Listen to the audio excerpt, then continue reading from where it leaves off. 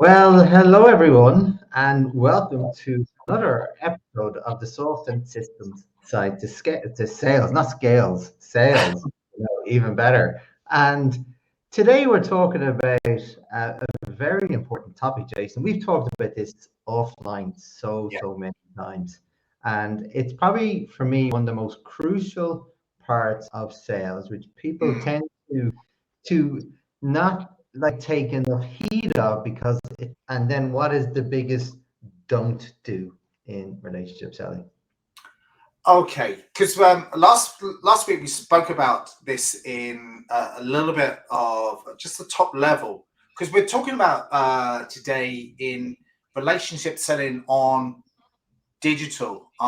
on social media, and what it means. So on the real world, uh, whether it's personal or professional, what you hope to do is the first call is about building rapport, trying to understand the client, their challenges, where they actually might be. But again, the relationships at the first stage, you're not going to go out and play golf with them or go running around the mountains with them or go for pints with them or whatever it might be. But it is that first stage of building that trust, credibility, reliability, and speaking to the other person as if they were a person. So that's how it is. And this is where the people skills come in. You're not robotic. Mm. You're not working off a script. You're not doing this, that, and the other. You're speaking with them, asking some good clarity questions.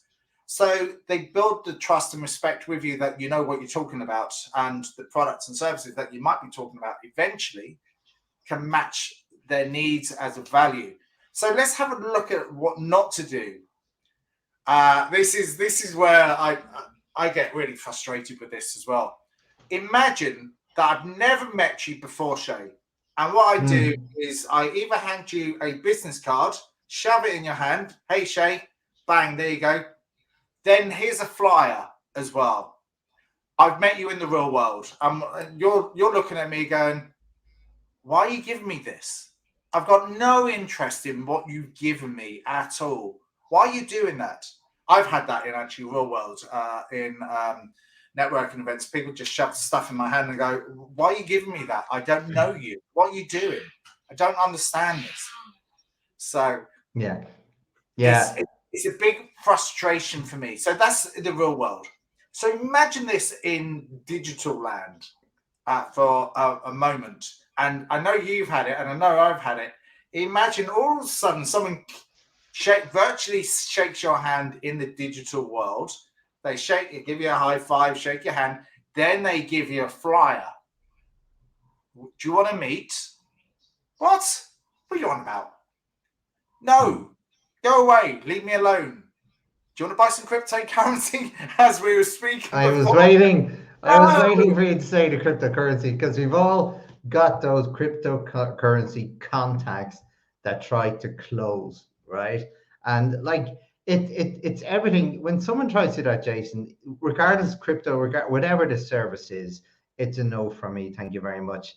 And what people get so wrong in this world, Jason, what I see is that like when people think relationship selling, like it the key is in the title, and I know we're talking about the digital platforms there. It's selling relationships. You're not selling your product, you're not selling features, you're not selling your company, you're selling you as a person, as a genuine, authentic, valuable networking relationship person. You're not trying to sell your product, you're trying to create a rapport. And here's the thing, Jason, like in the old days, offline, that was a really difficult thing to do because like you only get so many touch points during the funnel, right? So you've only got a very short space of time comparatively to make a really good rapport, right? Yeah. And it's a really difficult thing to do it authentically, Jason, because people like the old saying, I think it was a Zig Ziglar that said it, that people, if they like you, they'll listen to you, but if they trust you, they'll buy off you or become a partnership with you. There we go. Brilliant. You know, and but now that you have this digital space, social media, people like you can meet them, Jason. You can create that digital contact. You can say hello. and get to know someone. But then through the use of social media, LinkedIn or whatever platform you have a choice, they can get to see who you are Yeah. as a person, regardless of your business or who you're representing. They can see who you are. They can see, well, does that person that I met in the real world or had a Zoom call match what I'm seeing, what their profile tells me about them Yeah. online? And that is how you have a great opportunity to build that rapport. And people don't leverage that as much as they should. My biggest don't, Jason, is also what you just said. Don't sell me after meeting me, real world or digital world. Do not sell me. Let me learn about who you are so I can build a rapport, trust you. Then I can see. But here's the other thing, Jason, what I find really important is this is again where you can do this through the digital space so much more effectively. Say, Jason, I'm looking for, say, a new set of runners. We both like running, right? Mhm.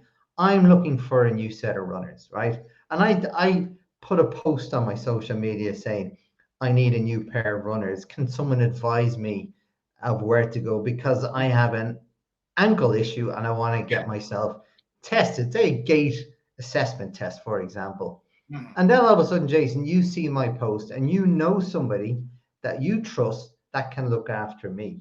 Yeah. Then you can link the two of us up together, like supply and demand, right? Of two people you know well and you trust. That's a Yeah. really good way of leveraging the power and doing it quickly. As opposed to the old world, meeting people, making phone calls. This is a really quick way where people can then assess the situation themselves. They can check out, I can check out your contact, I can look at their social media, I can look at their stores, and then I can build a really quick and relatively accurate like assessment of this person you're trying to connect me with. Yeah, I think that's a really good thing to do. Actually, something that I do quite a lot. Actually, it really helps. Because the way I look at things is helping other people to get what they want, but inadvertently Mm, you help yourself. And this is also about building relationships. As an example, someone came to me the other day, said, "Look, I loved your podcast on such and such. Could you connect me to that person? Because I think they're really good. I think they'll match what I'm looking for in building up something or other." So, let me find out a little bit more about what you want before I connect you. So I found out more, and then I connected them both with having a digital conversation on the platform just to introduce the other person. Inadvertently, that helps me because it builds up my credibility, my trust to say that I'm going to do what I'm saying I'm mm, going to do. And it also helps someone else. And that's relationship building around trust, authenticity, but credibility to say, I'm good enough and I'll empower someone else to connect and hopefully they can do some business. And hopefully that will come back to me. And it has come back to me. And I've asked for other people to introduce me to that person. Could you please introduce me to that person and include me within the conversation so I can connect with that other person and they can recommend me to them if it matches their needs or matches their wants and their desires, because then I can start the conversation off there, but find out a little bit more about that other person in the conversation. But the key thing is here is you're using a credible person here that you know, trust, and like that can connect you with someone that you want to be in touch with. That's the same in the real world. Once you've done a mm. good deed for someone else, you reach out to someone like yourself, Shay. Just say that, say, "Oh, could you introduce me to such and such person? Uh, Hope you don't mind. Would you be able to do an email for me in the real world?" As an example, and you'll go, "Yeah, no problem," or hopefully you will anyway, and you'll connect me to that other person. The same on digital. So that's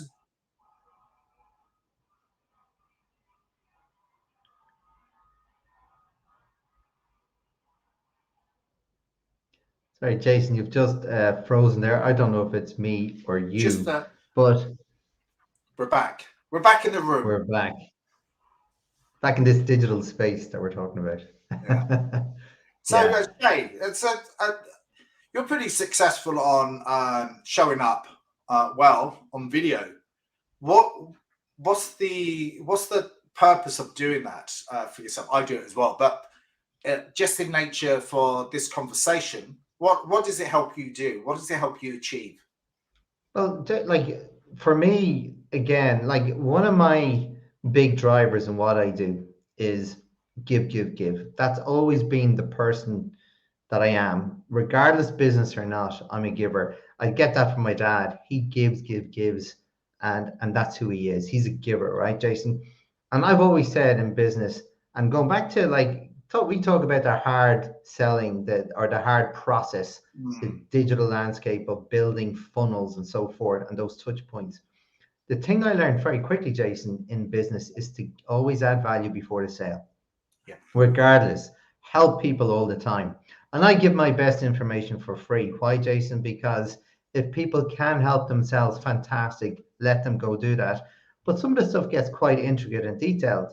So I like to show people that there is a way. And then if they need help because they're too busy, hopefully the way they see me present myself and the material I share, that will then maybe let them consider me in terms of what they yeah, need help in and let me help them. And a lot of that, Jason, is in terms of the actual way I do my stuff as well. Like I always try and keep it consistent. Always, whatever message I share, even whatever video I'm doing, I have a set process on what is the start of the video, middle of the video, and end. And the mm, reason why, Jason, because I create a standard. And the reason why I mention that word standard, because standards are so important. The mhm, standard, how you present yourself, you should always turn up the same way, the same what you're going to do all the time. And I'll give you an example in the real world of why that's really important. And this is, I used to stay a lot in hotels, and I used to stay a lot in a hotel in the west of Cork, and it was an amazing hotel. And it was actually wasn't in West Course. I was working in West Course, but it was the Rochestown Park Hotel. mhm. And I used to go down there on a Sunday morning if I was there for the week because I like to relax on a Sunday evening, Yeah, yeah, yeah. and it's too late. It's too far to go down on a Monday morning. So when I got there, like they would have a bowl of apples, right? Apples, and which is not their core um, No service. pun It's intended just there. no, exactly. Well said. But when I arrived there, I go, so I'm going to have an apple, and then I'm going to go for a run or go to the gym or whatever. So Yeah, every time I arrived down there, I had it in my head, I'm going to have an apple. And then one time they didn't have the apple, right? And even though that's not their core service, I was a little bit disappointed. And I knew that was on me, not them. But the reason I'm saying that is they create an expectation in my brain that I'll always have an apple there. yeah, yeah. And I remember telling the receptionist one time, she was asking me what I was doing, and I told her and talked about creating standards, and I was having a laugh about this Apple thing. So the next time I arrived in the hotel, they had apples in my bedroom, you know, Wow. but like my point is, if you're gonna do something, you have to create that standard, Jason. So then you're giving yourself the best chance of people seeing you in the way you intend them to see you. And Yeah. I think Your that's personal so brand. important. Yeah, It's your I think personal brand. I Yeah. think you're absolutely right. On digital, you have to show up exactly the same way, but you're absolutely right. You have to give value forward. Is if you're giving away hints, tips, or whatever. But something that I always like to do, and I think that's a really good thing to do, and I'm sure you do it as well, is highlight other people because Hmm. inadvertently you're highlighting yourself, but you're doing it in a way that is if someone's posting something that's really good, exceptional, or whatever, or they're giving value forward, is to share it with other people within your network. So they're giving value, and hopefully within your network, someone else would appreciate the value as well. It's all part of giving good reciprocation rather than boasting about what you do all the time. I think you need an element of that anyway, but only a Hmm. small amount of that. But I think the rest of it is to give value to your audience, and hopefully they can learn and grow from what you're sharing. But it's also about giving your credibility, your trust, and so people can actually see you and actually hear you and go, okay, I can resonate with that person. That person Hmm. is practical, is applicable, or I can learn from him. So you're actually showing up and you being in the room. You're absolutely right about showing up, be consistent with what you say, Mm. because everyone will resonate with that. If you're off and you talk absolute rubbish in we've all done it every now and again, but if you're talking absolute rubbish in a video, people can actually say, well, he's not trustworthy, he's not definitely not credible because he's talking absolute rubbish here. So you have to show up in the right way to build your personal brand. And I think online it's about your personal brand. If they want to speak with you and they like you, trust you, and connect with you, they can do it via the chat. You have the conversation, you build that relationship via the chat, and then you do a Calendly invite to take it off. And then you meet with them, and then you do your proper relationship building that way, and have a one-to-one or in the real world or on digital or wherever you are. So that would be my process around that. Yeah, and even Jason, if you think like regardless of online and or like digital or offline or whatever, like if you think of like I'm going to talk about the system side of sales for the moment. You build your stepped sales funnel process, right?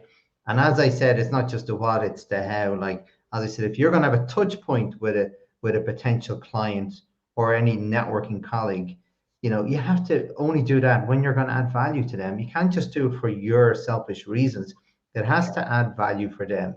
And then we talked about last week about the after sales process, right? But here's the thing, Jason, that after sales process starts at the very beginning of the funnel because you want to make sure you're building that trust and rapport all the way through. Because then, even if you're talking about the selfish part of sales, Jason, two things you hope will happen. First of all, you'll get repeat business. So you don't have to go back to the start of the funnel. That's number one. You go to the very end, you got your order. But then you mentioned it earlier on about the referral side of things. But if you're talking about a sales referral, right? You're hoping that that salesperson or that sale that you got with that person, you're looking after them so well, hopefully they over time will open up their network to you and get that referral because then you're not going back to the start of the funnel, you're going back to halfway where you've got a warm or a hot lead. Yeah. They know that this person needs help and they believe you can help them, so they connect the two of you together. So it's not just this relationship bit. Why we say it's not selling, it's the art of selling without selling because it's all about relationships. And regardless, Jason, no matter what relationship, I always find business and life is so intertwined. It's not funny because whatever you do in life, like your values, your principles, if you have the same values and principles in business, you will get the reward as you do in your personal life, Yeah. And it's about being consistent in all elements of your life. And if you, as I said, I grew up looking at my dad sell. He never sold a thing in his life, but he was a great salesman. Like he was in the jewelry business, and like to watch him, and I didn't really understand it at the To watch time. him again, blimey, you're coming out with all the puns today. You're picking up on those puns, Jason. Like it's fantastic. You're so sharp. And but like only when I started doing sales myself, and then when I started doing sales training, as a like a trainee, I was going, my dad did that. My dad did that. My dad did that. And then I concluded he did all those things because he was a good guy. He never sold anything to anyone they didn't want. When they came into the shop, he was talking to them. He wasn't asking them did they want to buy something. He was asking about them, their situation, what's their pain points, and you get the type of customer. You get to learn the core of the customer. He's You doing it can in a see it. casual way. He's doing it in a nice way, which Yeah, is authentic. He's finding out about the other person because he's probably generally interested. he And is. put the selling hat away, everyone, and just start to ask and find out a little bit more about the other persons, their circumstances, where they actually are, uh, what they want, what they like, what they don't like. And you're absolutely right. And that's a good analogy of painting that really beautiful picture of how you can actually add value forward without actually selling the thing. Because people buy from you if you give them enough reasons to buy. Yeah, That's where we need to be. yeah, and it's so important, Jason. Like, so for me, like I know we're coming up in time now. We've been on 20 minutes. So, Jason, what I want to do to close up, I'm going to ask you, what are the two most important things for you when it comes to relationship selling on social media? On social media is number one, build up your personal profile. If people comment about a post or a post that you did, comment back, thank them, take it offline, treat it as a relationship. Do not fly a drop. And I mean, you know what I mean. If you're using LinkedIn Navigator, you can just spam people. Do not spam people. Do not fly a drop. First interaction with them is basically finding out a little bit more about them. Nothing more, nothing less, as if you were doing something in the real world. Treat it as if you were having a conversation, not with a sales hat. When do you want to meet? Blah, blah, blah. I've got this, that, and the other. I want to sell you, or whatever it might be. If you're doing that, you're going to get deleted very quickly off my network. And I've had to delete a lot of people from my network recently because there's no engagement. You have to treat it like an engagement as well. You have to speak to your network in a really good, compelling way. So you give them value forward. And that's exactly what we've suggested in this LinkedIn Live today on the soft and system side to sell. And there is a system behind it, but it's got to be an integral part of it. It's got to be that relationship built. Without that, you're not going to add value forward to anyone. Fantastic. And I can't really top that, Jason. The only thing I'm going to say is relationship selling is selling relationships, rapport, everything. It's not selling anything else. And if you're doing something else, you're doing it wrong. So anyway, Jason, thanks again for your great insights and for another great session, and to everyone that tuned in. And we look forward to seeing everyone same time next week. Thanks for tuning in. See you now. Bye-bye.